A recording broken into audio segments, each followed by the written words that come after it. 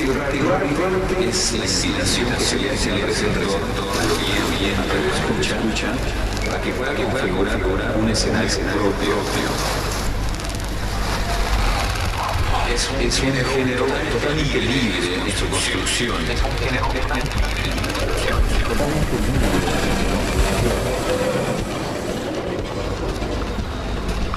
Radio art is the invitation that we make to the receiver, the radio listener,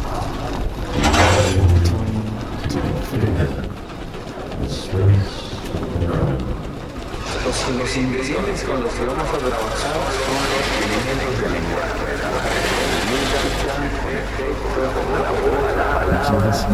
con el silencio.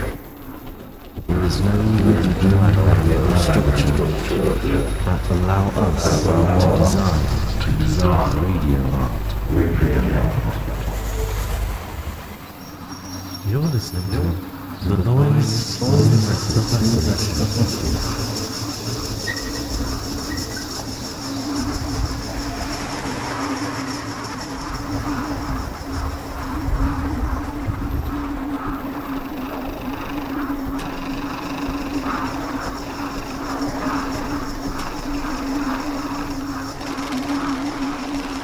Para una mejor escucha, recomendamos el uso de auriculares.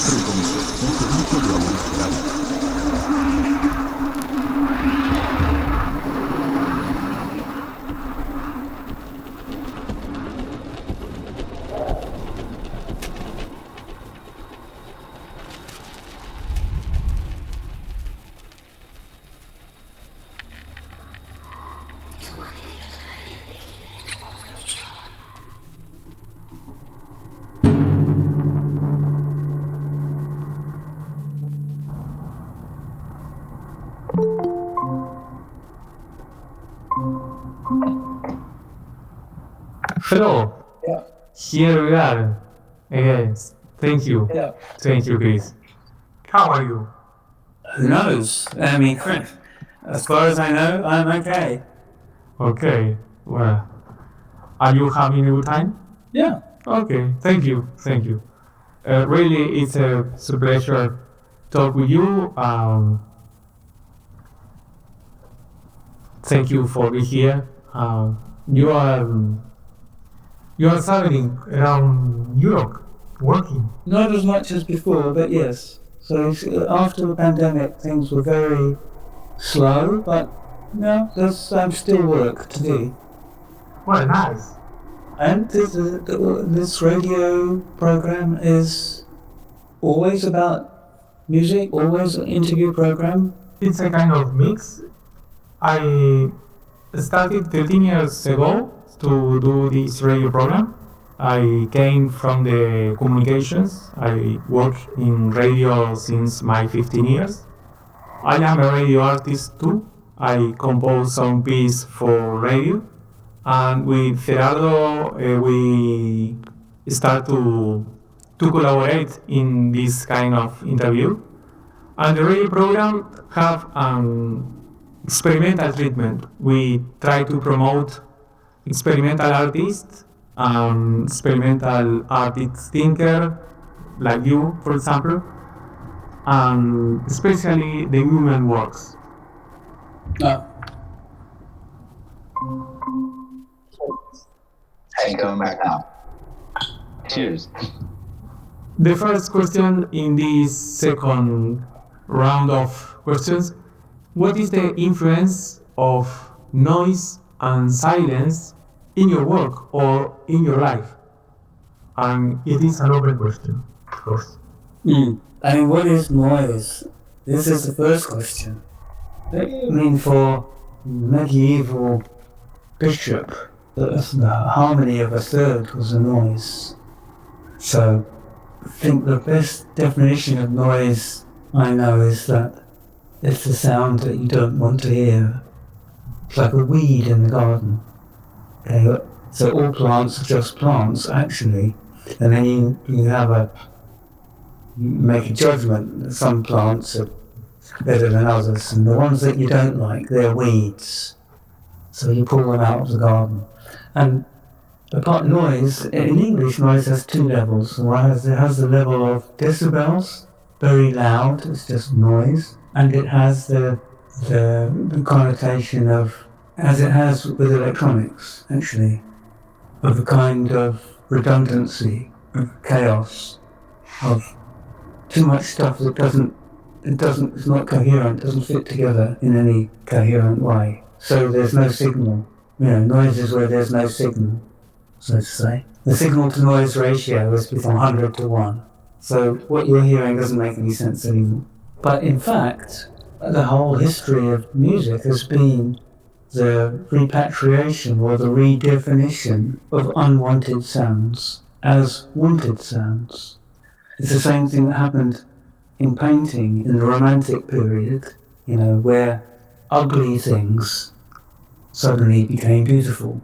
So they were ugly and suddenly they weren't beautiful. And terrifying things became beautiful. Mountains were always considered to be absolutely terrifying because you died on them, because they were dangerous environments. And suddenly the Romantic movement found mountains inexpressibly beautiful, and they would go to Europe on special holidays to look at these. So it's a constant quest to tame something, and you're taming sound by no longer being afraid of it. You were afraid to walk into the dark wood at night, and now you're not afraid to walk in the dark wood at night anymore. You're afraid of these minor seconds, but now you're not afraid of minor seconds anymore because they've become interesting harmonies. So, in a way, part of the desire to find new sounds and new ways of organizing sounds has exactly included acceptance and the redefinition of sounds previously exiled, and now you found a place for them in a musical language, and therefore they become part of the language. Instead of being outside the language, they become part of the language, and that means that you can communicate with them. It also means that they're no longer frightening to you. So from the mid-60s certainly onwards, this extended idea of noise from free jazz, really.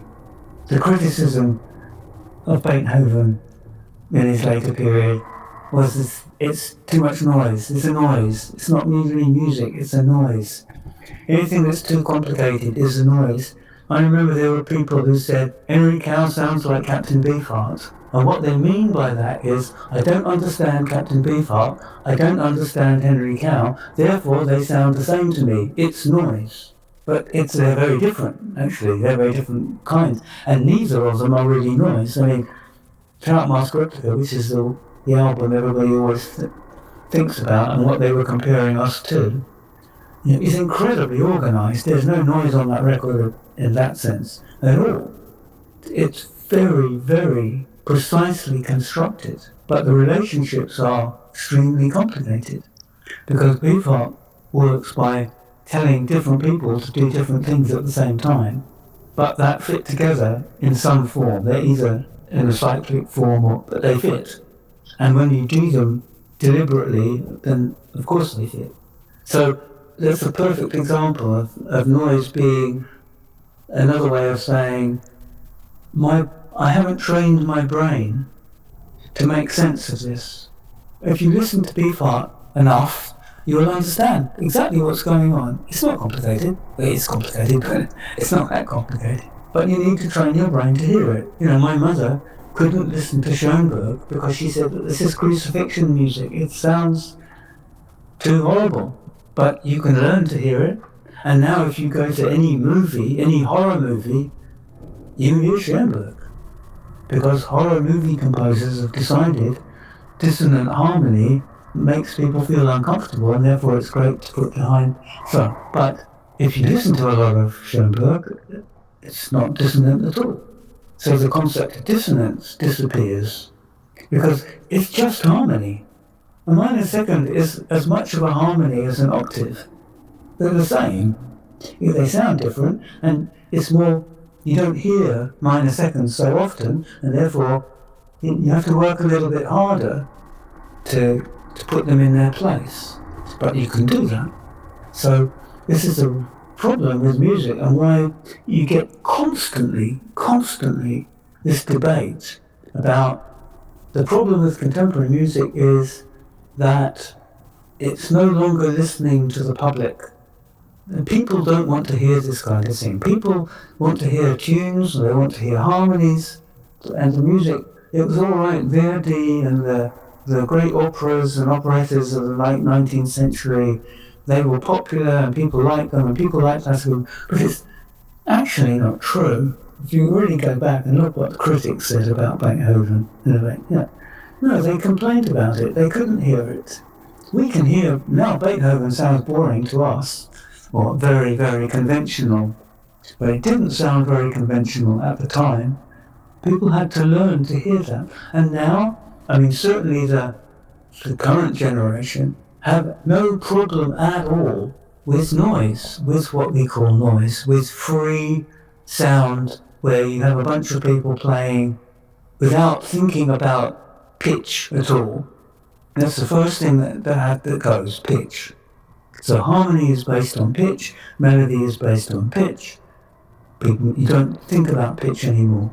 People are perfectly happy to hear any notes on top of any other notes.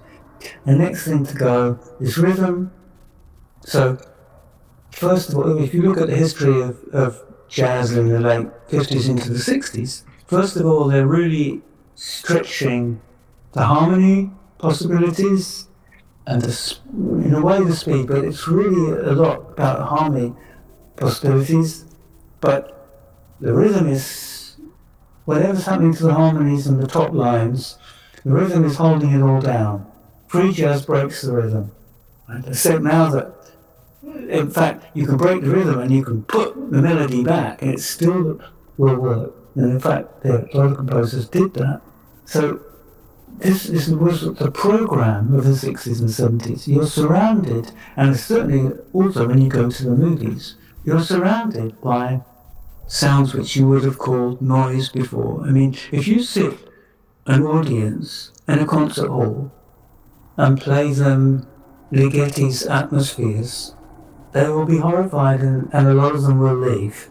They won't boo and throw things the way they did, right at spring earlier in the century, but they won't put up with it. But you take them to see 2001, the film, and there it is, the same piece, and it goes on for quite a long time. People have no problem at all, absolutely no problem.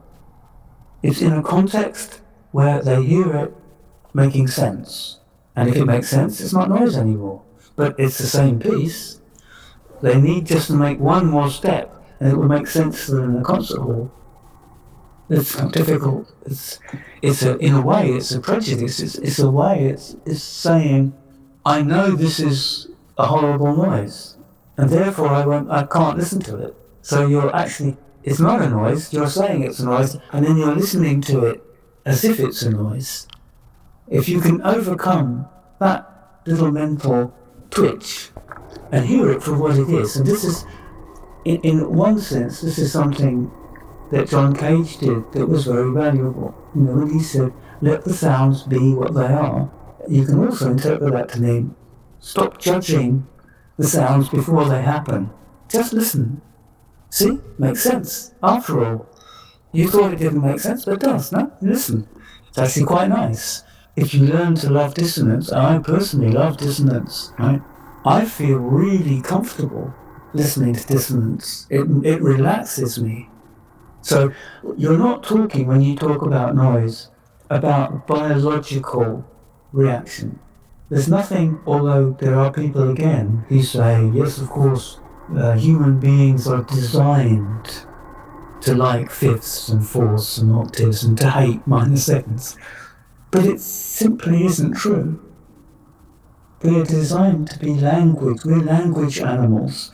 Music is, in some respects, a form of language, in the sense that, I'll be clear about what I mean, because this is another big debate where I think people talk absolute nonsense all the time, because they don't agree about definitions of things, and so they're all talking, they think they're disagreeing, but they're just talking about different things. This is a Wittgenstein, the fly in the bottle. You need to let the fly out of the bottle. So, it's a language, not in the sense that there's a vocabulary and a grammar and there are rules about how you put them together, although that is certainly true of music, classical music in the classical tradition. That is really more like a language, and I think Leonard Bernstein delivered a whole set of very famous lectures in which he tried to really put those two ideas together, not very successfully, because there are problems with the idea of music as a language. But if you think of a language in a different way, namely, one, a language is something you learn. It's not something you invent. Right? We're all born and everybody around us is already talking, and we have to learn how that works. This is why I follow Wittgenstein as a language philosopher, because he's the person who most clearly saw that the meaning of a word is how you can use it. How you can use it, and it will be, he talked about good currency. You've got to coin it and you take it to a shop, and the shopkeeper takes it, that's good currency. You understand what it is, he understands what it is, clear. So learning to use a word is not learning what that word means, it's learning how you use the word. And when you say it, everybody will understand what you mean by it. People who learn a foreign language, my wife, for instance, his native language wasn't English, she would sometimes use a word which would absolutely correct use, a complicated word that she'd heard somewhere, and then she would say, and I would say, oh, yes, that's a good word, and she would say, what does it mean? She didn't know what it meant exactly in terms of a definition, but she knew how to use it. She knew where you could put it in a sentence, and she knew effectively what she wanted to mean by it, and that other people would understand what she wanted to mean.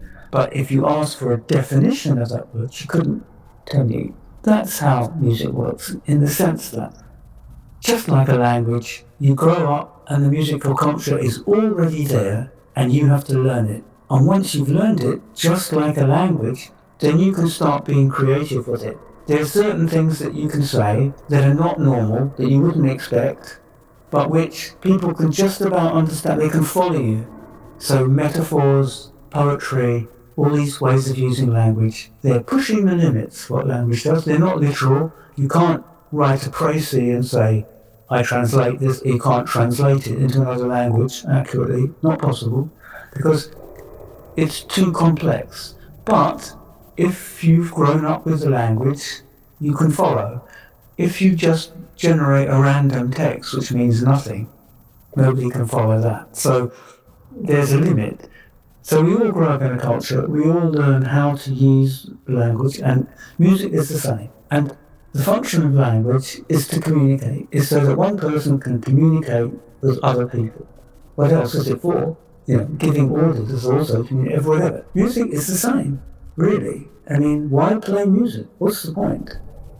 Unless you're either involved in a social event, so when you're playing dance music, you're not exactly communicating anything, but what you are doing is participating in a collective social event. And without music, the social event can't happen. Whether that's a ritual or whether that's dancing. If you're playing for people who are dancing, and I belong to the generation who did in the beginning, you know that you feel the people dancing. You follow them. They want it to be a bit slower. You feel it, or it doesn't work for them. So it's a kind of communicating. I would always say that it's a useful metaphor to say that music is like a language, and therefore to say that its function is to communicate between people. A machine can't make music. There you go. That's why. Because a machine can't communicate. A machine can only move in one direction, from the machine to you. It can tell you what to do. You can complain to the machine, it doesn't hear you complaining. It's a one-way street. With a human being, it's a two-way street. So, in this respect, I think music is a two-way communication, and that's why I would say that John Cage's aleatoric pieces are not music. They're not music. you just confuse the language if you call that music. This isn't to say that it's not good. It's not to say that it's not good to listen to. It's not to say that it's not interesting if you listen to it, in the same way that it's interesting if you listen to nature or a thunderstorm or anything interesting. But it's not music. Music is something which has to be between people. And if you interpolate a chance procedure between the people, so that this person, as Cage so often said, his intentions had to be got rid of. Okay, now he's not communicating because he's got rid of his intentions. Therefore, whatever it is, it's not music, what he's doing.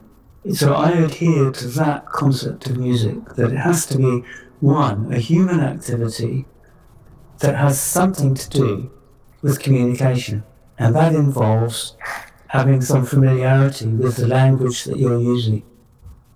So you can imitate Japanese court music, perhaps, but if you play it to Japanese people, it'll be totally incoherent because you just don't understand. It will sound, it's like you can imitate a foreign language. You can say to somebody if you think that sounds like French. And people who don't speak French might think you're French, but if you speak that to a French person, French means nothing. Languages they're strict in the sense that they really do mean something and you really need to know them. And that's, why I'm saying that before, that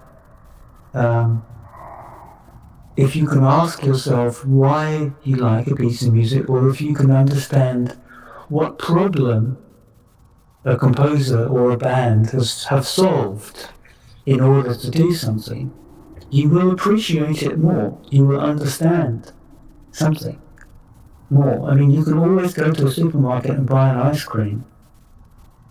This is commodity fetishism. You just get the pleasure from it. But it's a very shallow pleasure. Whereas having a conversation with somebody is not a shallow pleasure. That's a deep pleasure. And music belongs, I think, in that category, to great music. But it also means that the listener has to make an effort as well as the performer. Because if you're John Coltrane and you're a genius, if you go and play in front of people who just hate it, they don't like to listen to that kind of thing. You're wasting your time, they're wasting their time.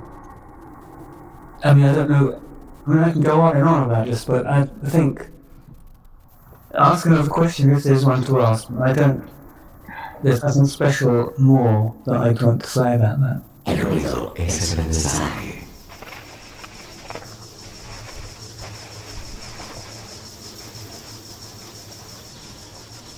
Para una mejor escucha, recomendamos el uso de auriculares.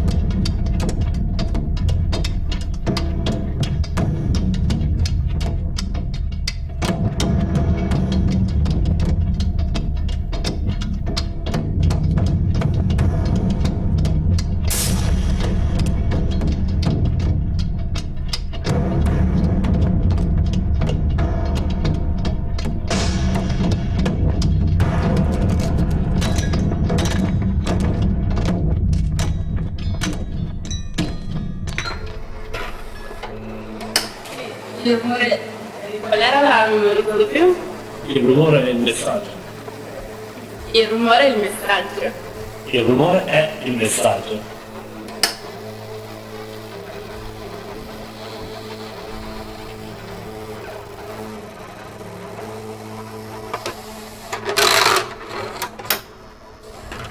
Considering what you just organized in terms of framework, I was thinking about Japanese harsh noise music. I have worked with some Otomo Yoshihide videos with my students, particularly with him playing turntables and playing the turntable with the credit cards and with his needles intervened. And I was wondering mostly things about that because these are mostly 18, 19 years old kids who haven't seen at all something of that sort. So I was wondering about this concept of communications, and since you work with him directly, what happens with Japanese harsh noise music in that context? Because it seems to be something on the lines of the primacy of color, in terms of there's no rhythm, there's no apparent melody, there's no apparent harmony, everything is just color and timbre. What happens in that case? Well, I think what you've seen throughout the 20th century is a general shift from pitch organization, rhythm organization, to timbre organization.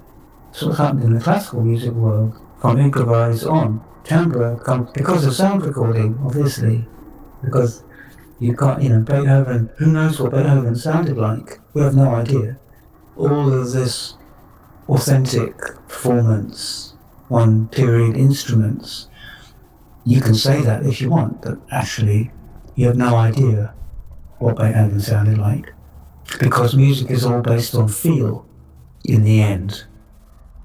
It's feel that matters. A band gets together, they know how to make reggae sounds like reggae, funk sounds like funk. You can't notate reggae and funk, give it to an orchestra and have them play it, because you've got to know how it's supposed to feel. Feel is very important. So, what was the feel in Beethoven's time? No idea. Jacques Lussier might be right about Bach. Maybe Bach was played swingy. Who knows? It's possible. One that simply doesn't know. So, and as I said, we accept sounds and now because of 50 years of experiments and movies and a lot of people, mostly young people in Japan, obviously. So there's a certain fashion aspect also about what kind of music young people want to listen to, which of the many possibilities they accept as theirs. So how much noise music is aesthetic in its reception and how much it has to do with social bonding, I couldn't say, because these things are very easy to confuse and they operate at the same time as each other. If you'd gone to see, The Who back in 1965, some people would be watching Keith Moon and saying, God, that's amazing what he's doing. And some people would be just nodding their heads and liking it. And some people would simply be identifying with the whole situation. That's their social home. That's what they, without being interested at all in what Keith Moon himself was doing or what Pete Townsend did, what any of them are doing. So even with what looks like a homogenized public, people are getting different things from the situation. So how many people take aesthetic pleasure from Japanese noise music? I couldn't say. They might.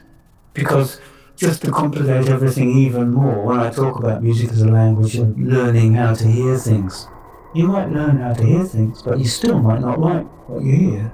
And music might be experimental, but it might still be bad music. The slope between good and bad isn't erased by experimentation. It's still there.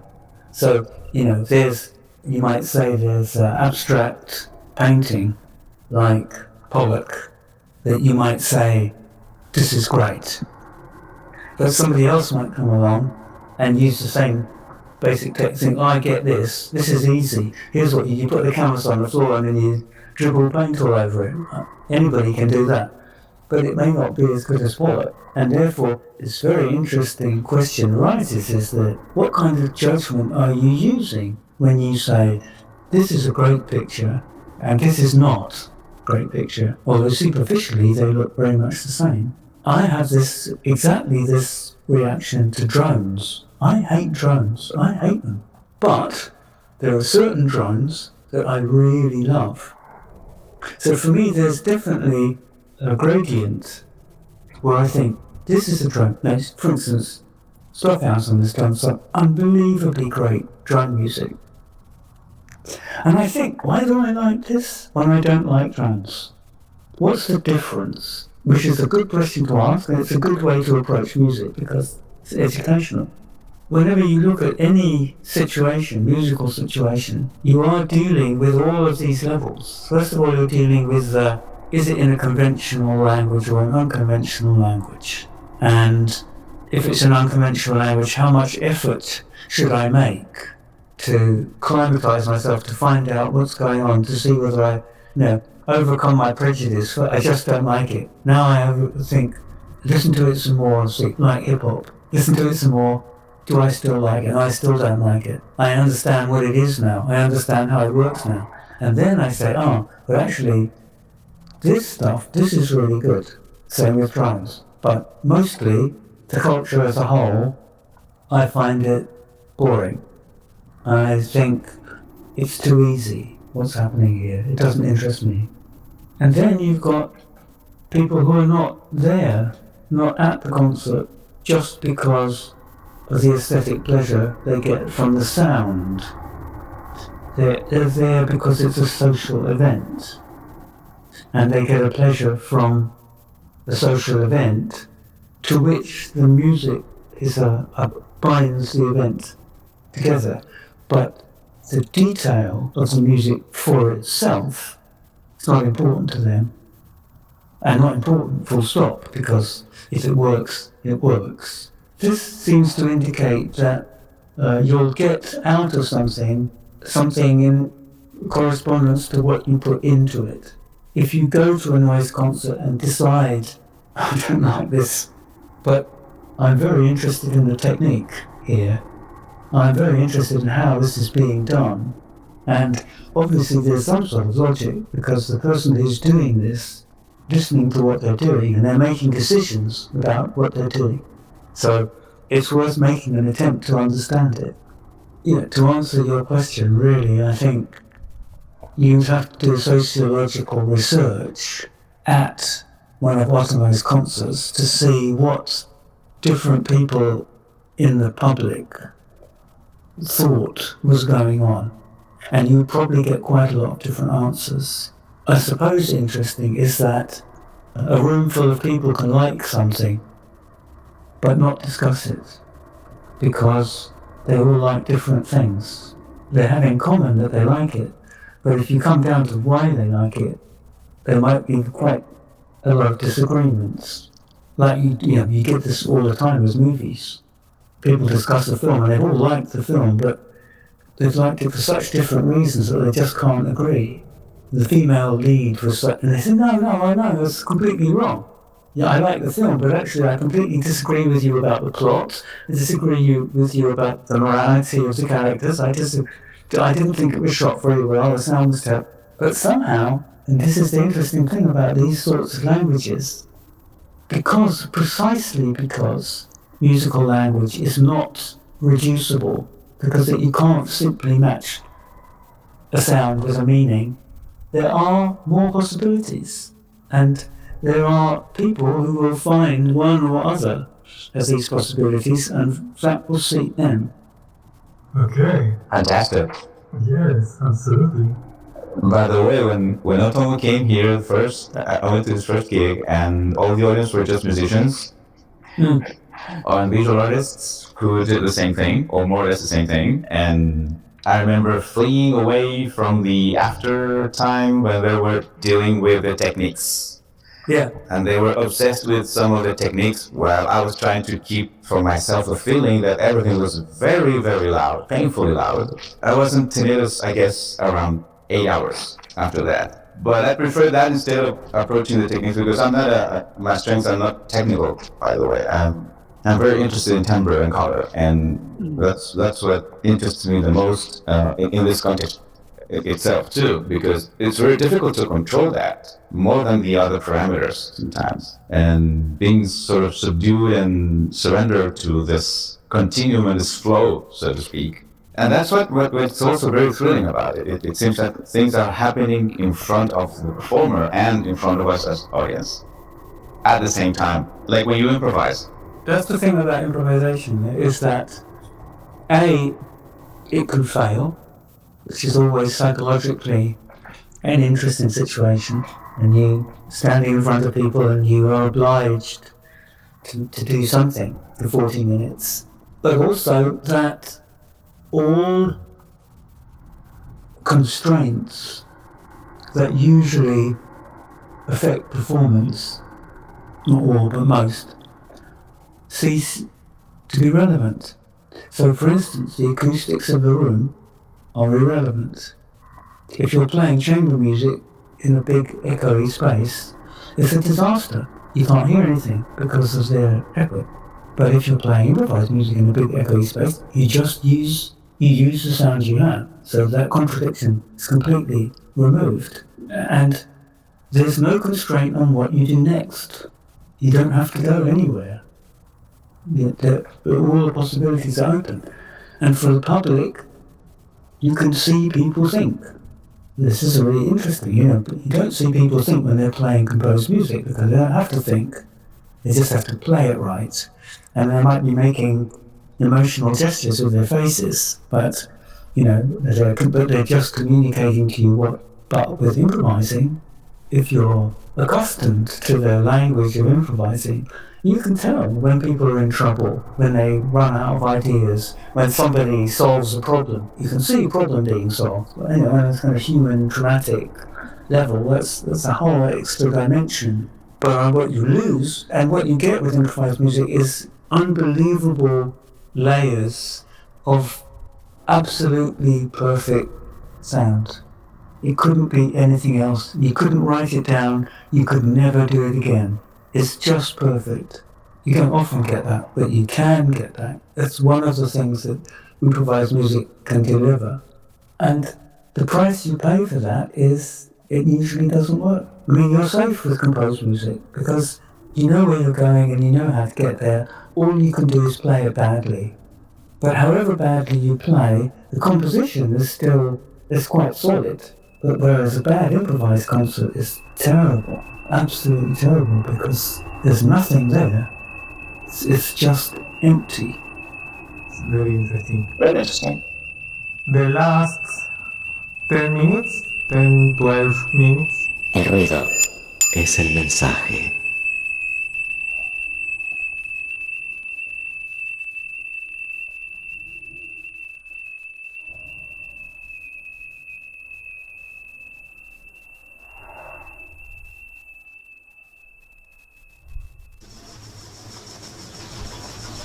Para una mejor escucha, recomendamos el uso de auriculares.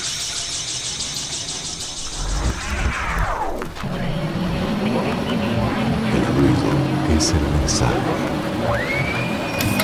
You're listening to The Noise is the Message.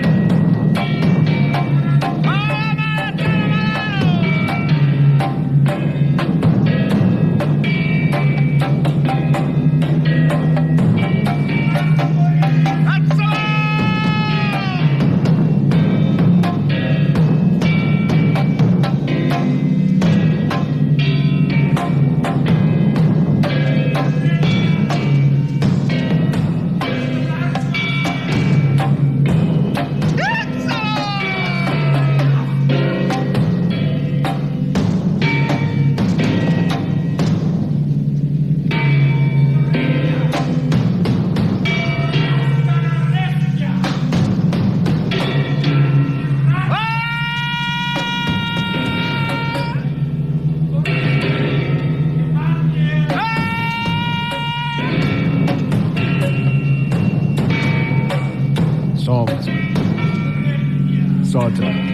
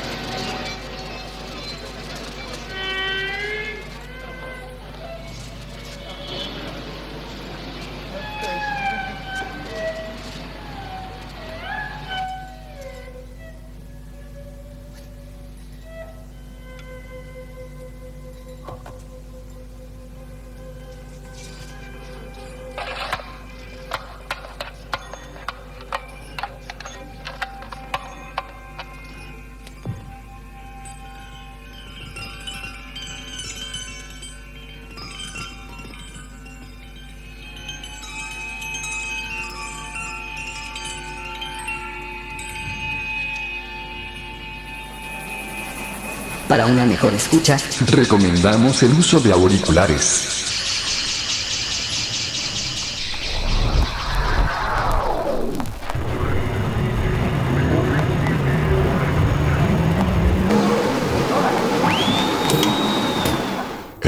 Todo es el mensaje. So I have two questions. One that came to my mind recently, and another one that has been developing throughout the last 5 years. The first one has to do with your perception on the research on your work in Henry Cowell. I was thinking about The World is a Problem by Benjamin Pickett, which is an extraordinary work, and it's very interesting to how he tackles the process of composing and rehearsing and the biographical state of events, so to speak. And the other one has to do with your view on what's going on in politics, since everything seems to be moving towards a far right-wing perception and conception and vision of the world. If you could elaborate on that, you can switch the questions, you can mix them up. Yeah, well, the world is going to hell in a handcart, that's for sure, because the wrong people are in control of everything, and they are so much in control of it that they really don't care what happens 3 generations from now, as long as they can maintain their own comfort. So you just saw yesterday the head of the largest petro oil gas company in the United Arab Emirates being put in charge of COP discussions about how to protect the planet from being burnt to a cinder, and coming up with more or less absolutely nothing at all, as all the other COPs have come up with nothing at all, and then presenting this as a great triumph because they actually mention fossil fuels for the first time. This is the state of the planet, that you put the fox in charge of the hens, and then you should not be surprised when the hens all get eaten. And this you can spread right across the political spectrum, is that the corruption now is no longer concealed. The corruption is obvious and stuffed down your throat. The conception now is to say, this is what we're doing. We know how evil it is. We know that you know how evil it is. But hey, what are you going to do about it? You can't do anything about it. And you don't have, at the moment, the kind of situation that I grew up with in the 60s, where everybody's on the streets every other day, protesting. You know, we had the Vietnam War, we had anti-apartheid, we had one thing on the bomb, we were going to die too. We were going to die from a nuclear war, now we're going to die from global warming, but we thought we were going to die. But my generation, the post-war generation, we were optimistic. We thought we can actually do something about this. We can change things. I think you have generations now who are pessimistic. They think this problem is too big for us, there's nothing we can do about it. The people in control are so powerful they can do what they want, which isn't true, of course. They can't do what they want. And you see it time and time again. When people have really had enough, then stuff happens. Things change. You know, Tiananmen Square is the only way you can go in the end if you want to keep your people down. And it doesn't always work. You know, Tiananmen Square kind of worked, but look at Vietnam. Look at Afghanistan. Americans had to run away. So, because I was an optimist then, I'm an optimist, a cautious optimist now, in the sense that I think the problem isn't too big to solve. It would involve a lot of discomfort and take up a lot of time, but people can act, they can do something. One of the most evil tricks that small coterie who run everything pull on the rest of us is to exaggerate their own power, like the CIA always used to do. You know, we're watching you, we're listening to you, you can't get away with anything, we know everything. But in fact they don't. They really don't. The Israelis, Mossad, who always have advertised themselves as knowing everything that's going on, knew absolutely nothing when a whole bunch of people came over the border. I mean, they didn't know. No, they don't know everything. They're not in control. They're not in charge of everything.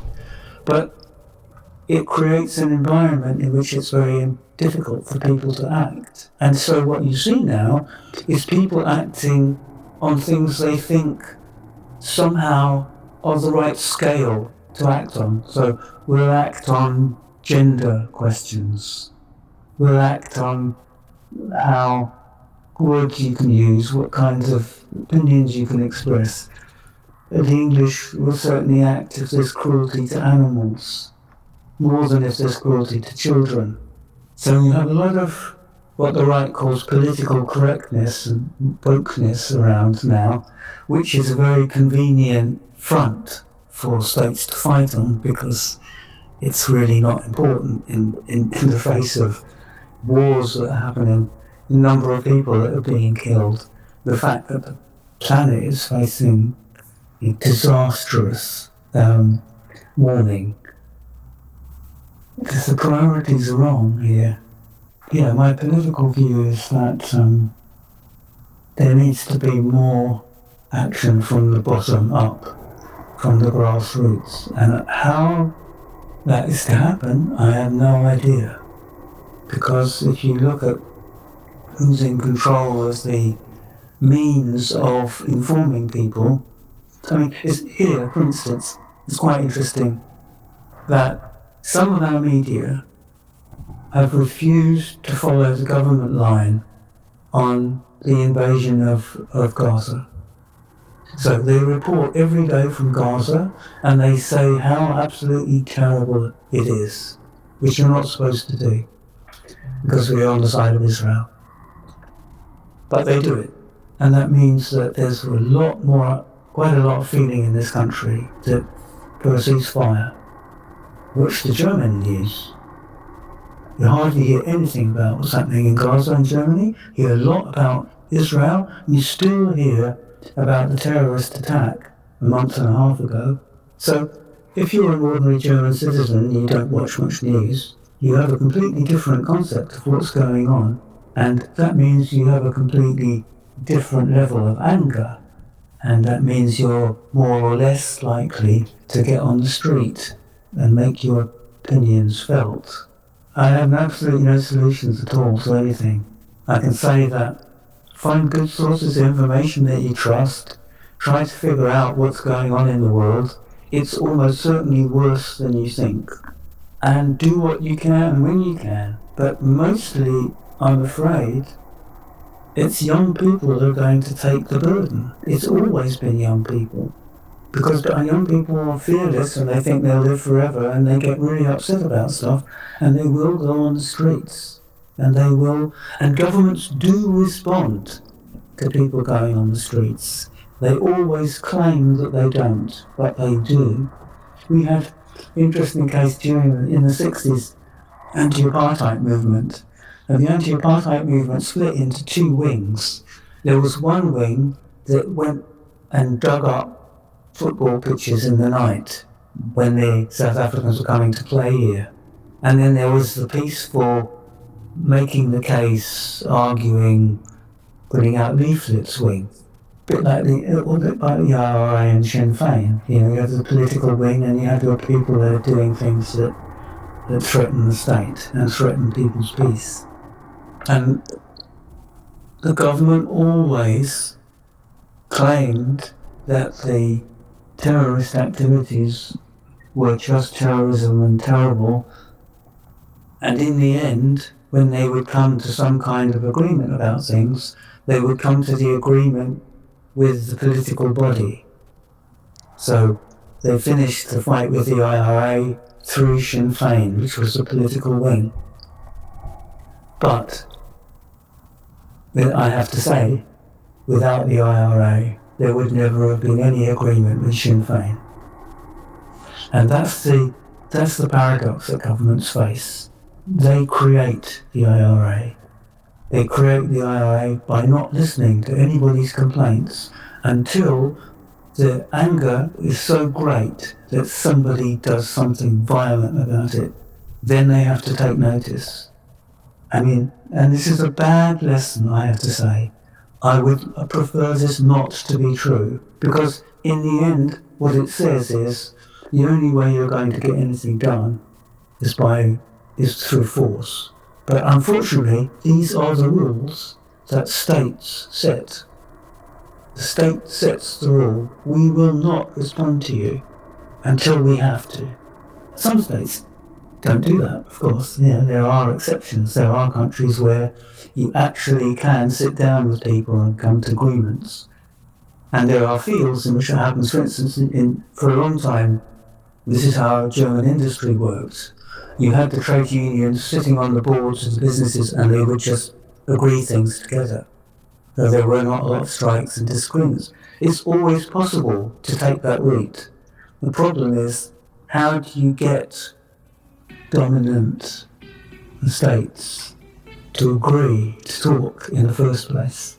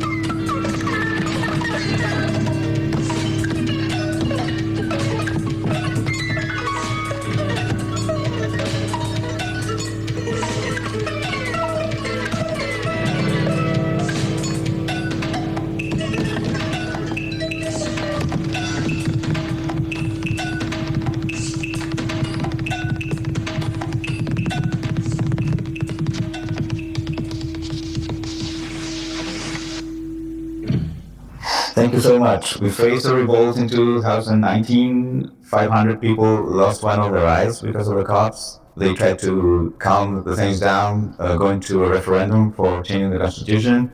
And now we're voting against the model we presented because it's even worse than the one of the 80s by Pinochet. So we never expected, I'm 54 now, I never expected to defend democracy by voting the constitution that we never wanted in the first place. And so listening to your words and your vision and coming across your vision is very important in times like this when you really are too disoriented and not knowing and not facing any possibility or any window sometimes. I thank you very much. Your positive thought to go away with is that certainly in England now, we have a government that is so incompetent and so stupid that it will destroy itself. It doesn't need us to bring it down. It's like cutting a diamond. You simply have to apply the pressure at the right point. But you don't have to bring the government down. It will bring itself down because it's no longer competent. And this is not just the case in England. You know, the thing is that when these situations get out of hand and your governing elite is smaller and smaller and more wrapped up in itself and its own desires, is like a natural selection system in nature for bringing the worst people to the top. But the positive thing is that these people are usually not that clever, and they do things that don't work, and they make the situation worse for themselves. As I said, you know, it's repression that created the IRA. There wouldn't have been a problem with the IRA if those people had been clever enough, like Tito, right? During the Yugoslavia and Tito's period, there wasn't a lot of fighting amongst all the different areas of Yugoslavia, because he settled all these problems. He didn't force anybody into a corner. If you force somebody into a corner, they'll turn around and bite you at some point. Doesn't have to be that way. Right. Thank you very much again. Yeah, my pleasure. Okay. 1 minute and communication finish. Thank you, Grace. Nice to meet you. Thank you very much. Okay, yeah. Big hugs to you and the family, and thanks for sharing your uncommitted vision with us. Thank you. Yeah. Okay. Goodbye. Take care. Bye-bye. Okay. Bye.